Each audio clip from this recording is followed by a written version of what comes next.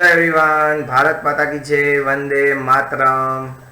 આજે આપણે લોકો છે એ જે આપણો જે નોન ટ્રેડિંગ ઓર્ગેનાઇઝેશન છે ફાઇનલ અકાઉન્ટ્સ એનો જે આપણો સમ છે એ કમ્પ્લીટ કરવાના છીએ ગાઈસ. ઓકે,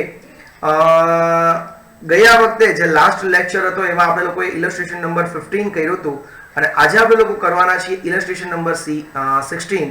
આપણે લોકો બીએસઆઈ ની ઓરિજિનલ કોપીનો યુઝ કરીએ છીએ. તો માઇન્ડેડ કે જે લોકો છે એ મારા વિડિયો લેક્ચર જોવે છે એની પાસે બીએસઆઈ ની ઓરિજિનલ કોપી હોવી જરૂરી છે ગાઈસ. ઓકે, તો નાઉ સી ધ ઇલસ્ટ્રેશન નંબર 16. આ સમની અંદર આપણે શું શીખવાનું છે તો કે આ સમની અંદર આપણે શીખવાનું છે કે ઇન્કમ અને એક્સપેન્ડિચર એકાઉન્ટ ઉપરથી આપણે લોકોએ રિસિપ્ટ અને પેમેન્ટ એકાઉન્ટ કેમ બનાવવું અને સાથે સાથે આપણે લોકોએ બેલેન્સ શીટ કેમ બનાવી એ આપણે લોકોએ અહીંયા શીખવાનું છે. Okay everyone, so let's start our work. તો સૌથી પહેલા શું આપ્યું છે જોઈએ, the sunshine club present the following income and expenditure account for the year ending on 31st March 2010. જો આ વખતે આપણને સમમાં શું આપ્યું છે, ઇન્કમ અને એક્સપેન્ડિચર એકાઉન્ટ આપ્યું છે. એના ઉપરથી for the year ending on 31st March 2010 અને balance sheet is on that. એ તારીખની એ લોકોએ બિચારાઓ સારા છે કે બેલેન્સ શીટ પણ આપણને આપી દીધી છે. You are asked to prepare receipt and payment account for the year 2009 and 10.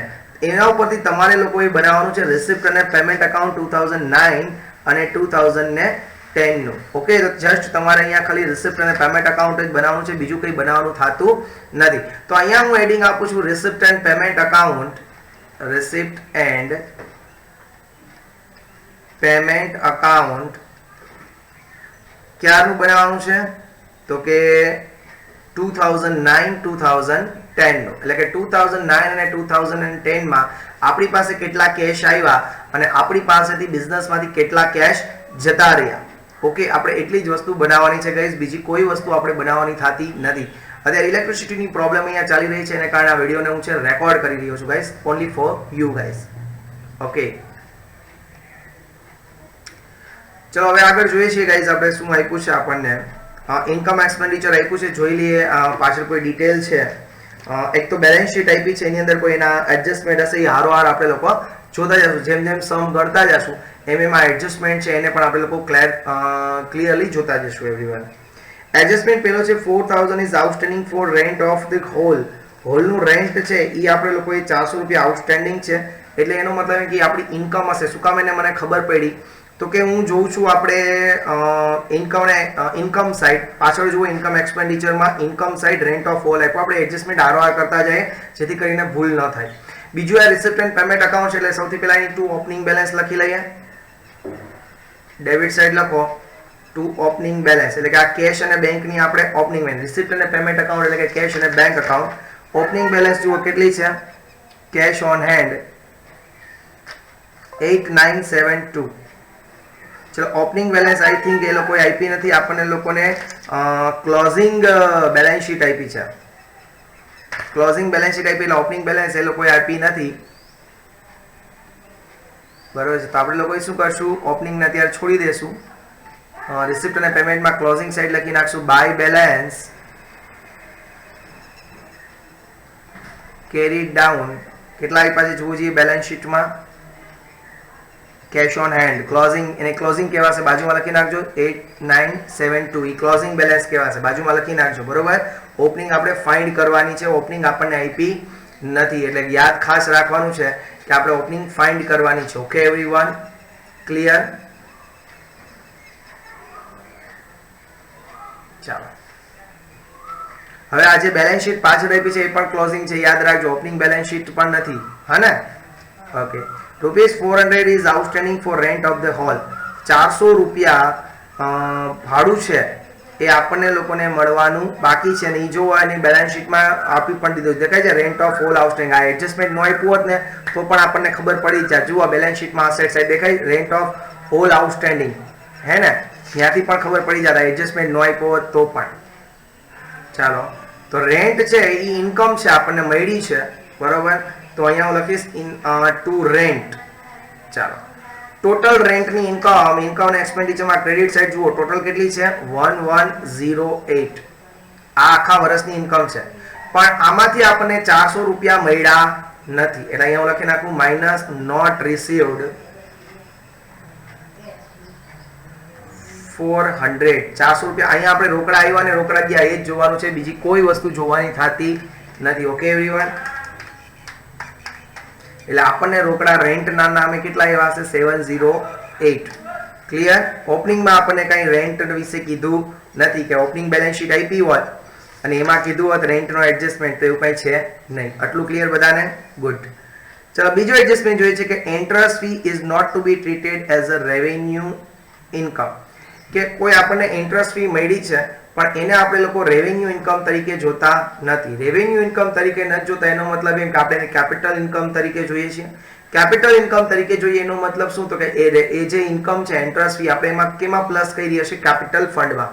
તો જુઓ પાછળ તમને લોકોને કેપિટલ ફંડ આપ્યું, જો આ ક્લોઝિંગ બેલેન્સ શીટ આપી, mind it closing balance sheet આપી છે. ઓકે, તો એને ઇન્ટરેસ્ટ ફી 2500 રૂપિયા લખી છે, તો એ આપણને મળી હશે. તો આપણા બિઝનેસમાં કેશ આવે તો ડેબિટ કરશું ટુ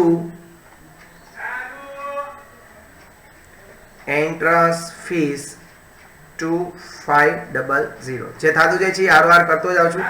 ઓકે એવરીવન, ક્લિયર બધાને? That's great. Furniture has been depreciated at 10%. ફર્નિચરને આપણે 10% ડેપ્રિશિએશન ગણેલો છે, તો કે હા જોયું છે. જુઓ ફર્નિચર 28,720 નો હતો, એના પર ડેપ્રિશિએશન ગણ્યો 2872. બરોબર છે? તો ફર્નિચર ઉપર આપણે કંઈ કરવાનું થતું નથી. આપણે જો ફર્નિચરનું ક્યારે કરવાનું થાય? જ્યારે ફર્નિચર છે કે આપણે લોકોએ પરચેસ કર્યું અથવા તો સેલ કર્યું હોય તો આપણે રિસિપ્ટ એન્ડ પેમેન્ટમાં લખવાનું થાય, અધરવાઇઝ કંઈ લખવાનું થતું નથી. એટલે ડેપ્રિશિએશનની આપણે એન્ટ્રી અહીંયા રિસિપ્ટ એન્ડ પેમેન્ટમાં કંઈ આપશું નહીં. એના પછી ₹2400 for upkeep of ground rent and 1000 for printing were outstanding for 8/9 and were paid during the current year. 2400 રૂપિયા છે ને અપકીપ ઓફ ગ્રાઉન્ડ ને છે એ સરખું કર્યું હશે, અને 1000 રૂપિયા છે એ પ્રિન્ટિંગના, એ 2008 નો એટલે કે ગયા વર્ષે ચૂકવવાના બાકી હતા ને આપણે ચૂકવી ક્યારે દીધા? આ વર્ષે ચૂકવી દીધા છે. એટલે મતલબ એમ કે આપણા બિઝનેસમાંથી કેશ જાય છે, કેશ જાય એટલે રિસિપ્ટ અને પેમેન્ટમાં ક્રેડિટ કરીએ બાય, ચલો હું ઇન્કમ એક્સપેન્ડિચર જોઈ લઉં એટલે એ લોકો શું નામ એક્ઝેક્ટ આપે છે, અનકીપ ઓફ ગ્રાઉન્ડ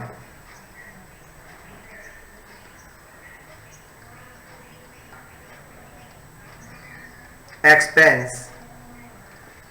બરોબર છે? એની અંડરમાં હું લખીશ 2008-9 નો, કે જે આપણે આ વર્ષે પે કર્યો છે. કેટલા રૂપિયા પે કર્યો 2008-9 નો?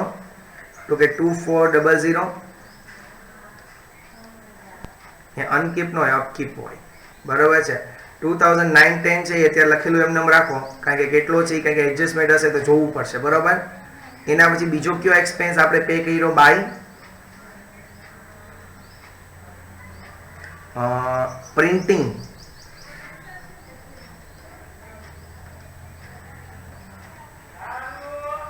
એ પણ અત્યારે આપણે કેનો પે કર્યો છે? 2008-9 નો. યાદ આવે ને?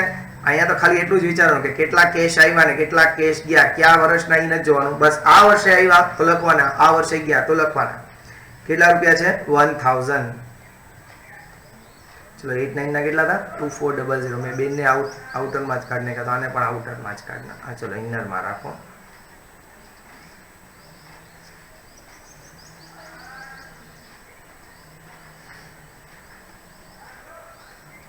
Okay everyone, that's great.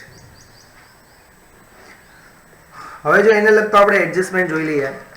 Income એક્સપેન્ડિચરમાં જુઓ છેલ્લે આપણને, એટલે કે ઇન્કમ એક્સપેન્ડિચર પાછળ આવી જાય એમાં જુઓ કે અપકીપ ઓફ ગ્રાઉન્ડ 13200 રૂપિયા છે. દેખાય છે? હવે જુઓ એને લગતું કોઈ એડજસ્ટમેન્ટ આપ્યું છે પીએન બેલેન્સ શીટમાં પાછળ જુઓ જોઈએ. આઉટસ્ટેન્ડિંગ પ્રિન્ટિંગ આપી છે, આઉટસ્ટેન્ડિંગ સેલરી આપ્યું છે,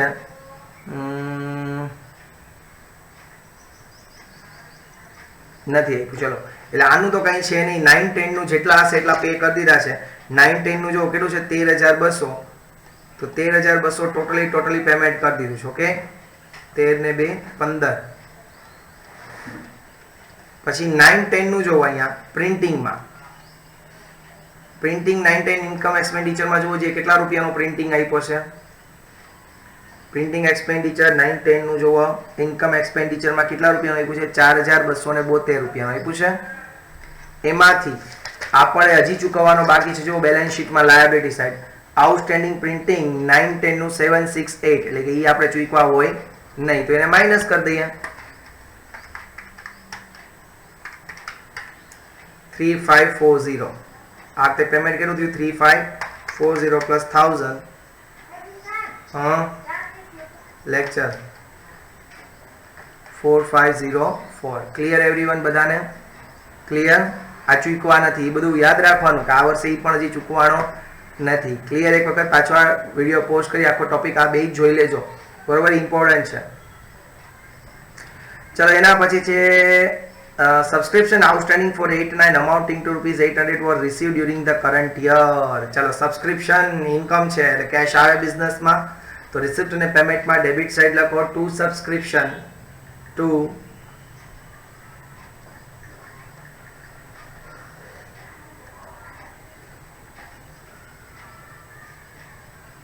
ચલો 89 નું આપણને કેટલું મળ્યું છે જો અહીંયા રિસિપ્ટ પેમેન્ટ બનાવીએ છીએ કેશ આવે તો ડેબિટ ને કેશ જાય તો ક્રેડિટ ઈ જ રૂલ યાદ રાખવાનો છે 800 એ આપણને મળ્યું ચાલો ગુડ પછી 2009-10 નું પણ એડજસ્ટમેન્ટ જોઈ લઈએ કે ઇન્કમ એક્સપેન્ડિચર માં ક્રેડિટ સાઈડ જુઓ સબસ્ક્રિપ્શન આપણને કેટલું મળવાનું હતું 9-10 નું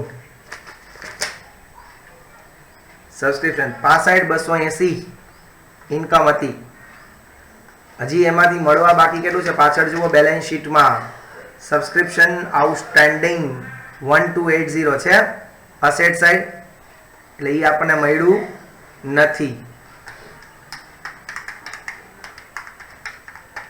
એટલે ટોટલ સબસ્ક્રિપ્શન 2009-10 માટે મળ્યું છે 64,000 એટલે આમ જુઓ તો ટોટલ સબસ્ક્રિપ્શન આપણને મળ્યું 64,800 રૂપિયા સમજાય છે બધાને એવરીવન ઓકે ધીરે ધીરે મન શાંત રાખીને સમજવાનો છે આ દાખલો બરોબર ચલો એના પછી હવે એડજસ્ટમેન્ટ બધા ખતમ થયા છે હવે હું ઇન્કમ એક્સપેન્ડિચર જોઈશ ડેબિટ સાઈડ એક્સપેન્સીસ જોઈશ અને એને લગતો કોઈ એડજસ્ટમેન્ટ એટલે કે બેલેન્સ શીટ પાછળ જોઈશ એમાં કોઈ એડજસ્ટમેન્ટ હશે તો હું એને સેટ કરીશ ઓકે ખાસ સમજો સૌથી પહેલું એવું છે રેન્ટ ડેબિટ સાઈડ દેખાય છે હવે રેન્ટ વિશે એટલે કે એક્સપેન્સ હશે આપણે રેન્ટ પે કર્યું હશે ડેબિટ સાઈડ છે પણ એના વિશે કોઈ જુઓ બેલેન્સ શીટમાં પાછળ આપ્યું છે કંઈ કે ભાઈ રેન્ટ ચૂકવવાનું બાકી છે કે આ કે તે કે એવું કંઈ આપ્યું છે જોવો જઈએ કે એડવાન્સમાં રેન્ટ પે કર્યું એવું આપ્યું છે નથી આપ્યું એનો મતલબ એમ કે આ રેન્ટ છે એ બધું ચૂકવી દીધું છે ચૂકવી દીધું એટલે આપણો એક્સપેન્સ કહેવાય તો લખો પેમેન્ટમાં બાય રેન્ટ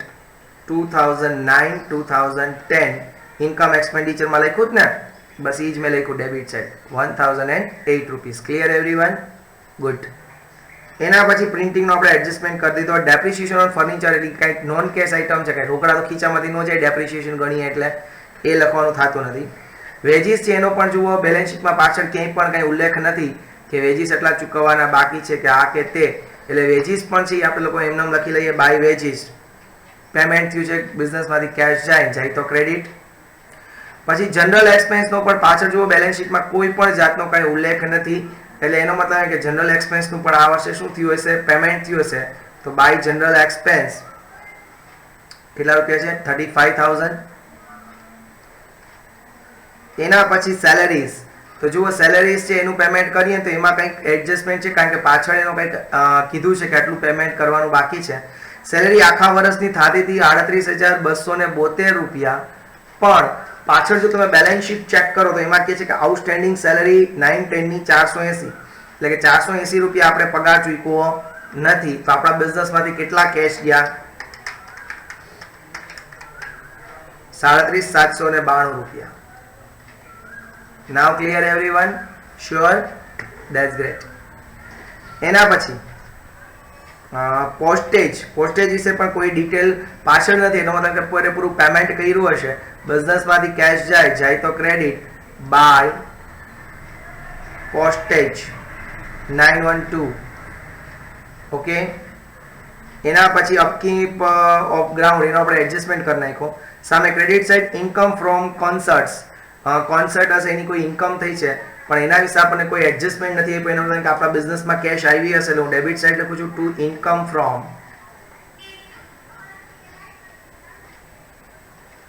કોન્સર્ટ કેટલા રૂપિયા છે એવરીવન 1504 કેશ આવે તો ડેબિટ ઓકે સબસ્ક્રિપ્શનનો એડજસ્ટમેન્ટ હતો ને આપણે લોકો ઓલરેડી કરી નાખ્યો ઇન્કમ ફ્રોમ લેક્ચરમાંથી આપણને ઇન્કમ મળી છે એનું પણ કાંઈ જાતનું એડજસ્ટમેન્ટ નથી એટલે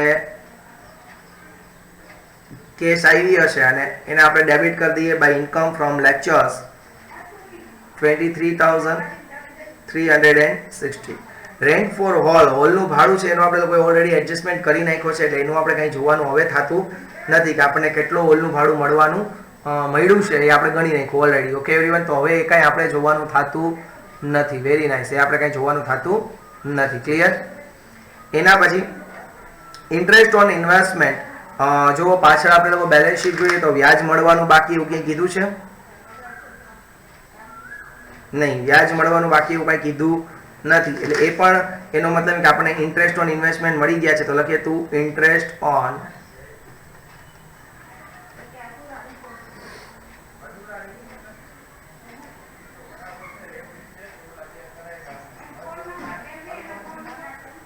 સેલ ઓફ ઓલ્ડ ન્યૂઝપેપર. એના વિશે પણ કોઈ એડજસ્ટમેન્ટ નથી તો એ પણ બિઝનેસમાં કેશ આવે. To sale of old newspaper 140. Excess of income એટલે લોસ છે, લોસને આપણે ક્યાંય લખવાનું થતું નથી. આટલું વસ્તુ બધાને આવડી ગઈ. કેશ આવી, કેશ ગઈ. હવે આપણે લોકો પાછળ બેલેન્સ શીટમાં જોઈએ તો આપણે એવું જોશું કે 2009-10 ની અંદર કોઈ એવો ટ્રાન્ઝેક્શન કર્યો છે કે જેનાથી કેશ આવી છે અને કેશ ગઈ છે. જેમ કે કોઈ અસેટ પરચેસ કરી હોય 9-10 માં તો કેશ જાય. જેમ કે કોઈ અસેટ સોલ્ડ કરી તો બિઝનેસમાં કેશ આવે પ્લસ છે. એવું કોઈ એડજસ્ટમેન્ટ કર્યું છે કે નહીં તો એ આપણે જોઈ લઈએ. ઓકે, જો પેલો કેપિટલ ફંડ ઓપનિંગ છે એનાથી આપણને અત્યારે કોઈ મતલબ નથી. એન્ટ્રન્સ ફીનો એડજસ્ટમેન્ટ હતો એ આપણે લોકોએ રિસિપ્ટ સાઈડ લખી નાખ્યું છે એટલે એનો પણ કોઈ મતલબ હવે નથી. બરાબર છે? એના પછી છે એક્સેસ ઓફ, એ તો આપણે લખવા નથી. આઉટસ્ટેન્ડિંગ પ્રિન્ટિંગ ને સેલરીનો ઓલરેડી આપણે લોકો એડજસ્ટમેન્ટ કરી નાખ્યો છે ગાઈસ. એના પછી ફર્નિચર ને ડેપ્રિસિએશન એમાં કોઈ પરચેસ કે સેલ્સ કર્યું નથી એટલે એ પણ આપણે કંઈ જોવાનું નથી. લેન્ડ બિલ્ડિંગનું કંઈ ડિટેલ નથી આપી એટલે આપણે સમજી લઈએ કે ભાઈ પહેલેથી લેન્ડ બિલ્ડિંગ પડી હશે ધંધામાં. બરોબર છે, એ કંઈ લેવાની જરૂર છે નહીં. ઇન્વેસ્ટમેન્ટ 8-9 સ્પેસિફિક લખીને આપ્યું છે કે ભાઈ ગયા વર્ષે જ પડ્યા હતા એટલે આ વર્ષે કંઈ લીધા કે વેચ્યા નથી. Cash on hand closing cash balance આપણને આપીને આપણે ઓલરેડી મેં અહીંયા લખી પણ નાખી છે. તમે લોકો જોઈ પણ લીધું. આપણે લોકોએ લખી નાખી already closing cash balance. Okay, એના પછી ફિક્સ ડિપોઝિટ છે 8-9 માં કરેલું છે એટલે કે ગયા વર્ષે કર્યું છે તો એ પણ આપણે લોકો અહીંયા લખવાની જરૂર નથી એવરીવન. એના પછી છે સબસ્ક્રિપ્શન આઉટસ્ટેન્ડિંગ. ગયા વર્ષની વાત છે, સોરી આ સબસ્ક્રિપ્શનનો ટોપિક છે ઓલરેડી, એ પણ આપણે કરી લીધું એટલે એ પણ આપણે કંઈ અહીંયા લખવાની જરૂર નથી. Okay everyone. એના પછી રેન્ટ ઓફ ઓલ આઉટસ્ટેન્ડિંગ, એ પણ આપણે ઓલરેડી એડજસ્ટમેન્ટમાં કરી લીધું છે. તો I think everything that we already we have done. હવે આપણે લોકો એનો ટોટલ કરવાનો છે. તો now make the total of this credit side. શું કામ એને ક્રેડિટ સાઇડનો પહેલા ટોટલ કરશું? બીકોઝ કે ડેબિટ સાઇડનો જે ટોટલ છે ઓપનિંગ બેલેન્સ એ આપણે લોકોએ ફાઇન્ડ આઉટ કરવાની છે. તો સ્વાભાવિક વસ્તુ છે પહેલા ક્રેડિટ સાઇડનો ટોટલ કરીશ અને ડેબિટ સાઇડને લેસ કરી અને ઓપનિંગ બેલેન્સ હું ફાઇન્ડ આઉટ કરીશ. ઓકે એવરીવન, ભારત માતા કી જય, વંદે માતરમ. ચલો ફટાફટ કરો. 8972 plus 912 plus 37,792 plus 35,000 plus 1864 plus 1008 plus 4504 plus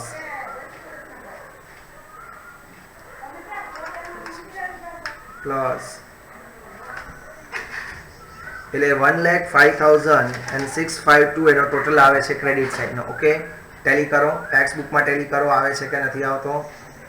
1,05,652 1,05,652. Okay, ચલો એમાંથી આપણે લોકો ડેબિટ સાઇડ બધી માઇનસ કરીએ.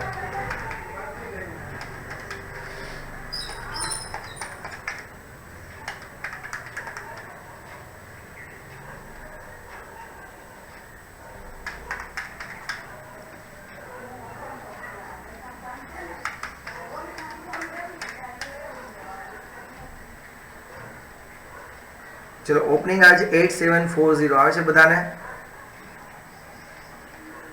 રેર કેસમાં આવા સમ પૂછાતા હોય but it's my duty to teach you the well because કારણ કે આ ચેપ્ટર છે એ બીબીએમાં આવે છે, આ ચેપ્ટર છે એ સીએની અંદર પણ આવે છે. તો ઘણા લોકો માનો કે સીએની પ્રેક્ટિસ કરતા હોય અત્યારે સીએનું ફાઉન્ડેશનમાં હોય તો આ મારો વિડીયો જોઈને આ જે આખું ચેપ્ટર જોઈ અને એને પણ ફાઉન્ડેશન છે એ આખું આ ચેપ્ટર ક્લિયર થઈ જાય. એટલે it's my duty to teach you the best, it's my duty to serve you the best. Okay everyone, ચાલો એના પછી આપણે લોકો જોઈએ છીએ illustration number 17. Please see illustration number 17. શું આપ્યું છે? From the following information, prepare receipt and payment account of railway staff class Vikramgram from 1/1/2009 to 31st December 2009.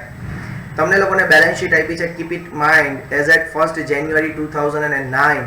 1st January 2009 ની આપી છે એવરીવન. યાદ રાખજો, that means it's opening balance sheet આપી છે. ઓકે, તમને ઇન્કમ અને એક્સપેન્ડિચર અકાઉન્ટ આપ્યું છે આ વર્ષનું 31 ડિસેમ્બર 2009 એટલે હેડિંગ ખાસ જોઈ લેવા. અને તમને લોકોને પાછળ ક્લોઝિંગ બેલેન્સ શીટ પણ આપી છે. એમાં એઝ એટ 31st December 2016 લખાઈ ગયું છે, તો ભૂલથી એને લખજો 31st December 2009. પછી એને ક્રેડિટર્સ કીધા છે, salary, stationery, wages, subscription of duty, subscription in advance, Mehta charitable match fund, receipt, expense. પછી એ લોકોએ આપણને સોલ્યુશન્સ, ઓકે, સોલ્યુશન્સ આપ્યા છે. Solution we need not that. આપણે લોકો ડાયરેક્ટ છે રિસિપ્ટ અને પેમેન્ટ અકાઉન્ટ ઉપર જ કરીએ છીએ. તમે લોકો જાણો છો કે ઇલેક્ટ્રિસિટી અત્યારે છે નહીં. I am recording that lecture. તો કોમ્પ્યુટરની જો ઇલેક્ટ્રિસિટી ખતમ થઈ જશે તો I will pause this lecture અને પછી એના પછીના નેક્સ્ટ લેક્ચરમાં હું આ સમને છે કન્ટિન્યુ કરાવીશ. તો એક કામ કરો, આ સમ છે હું નેક્સ્ટ લેક્ચરમાં જ લઈ લઉં, એટલે કે નેક્સ્ટ વિડીયો આખો બનાવું એના માટે. ઓકે, તો વિડીયો ગમે તો લાઈક કરી દેજો ચેનલને ફટાફટી. ઓકે, અને નેક્સ્ટ વિડીયો બનાવું છું આના માટે પાછો બીજા સમ માટે.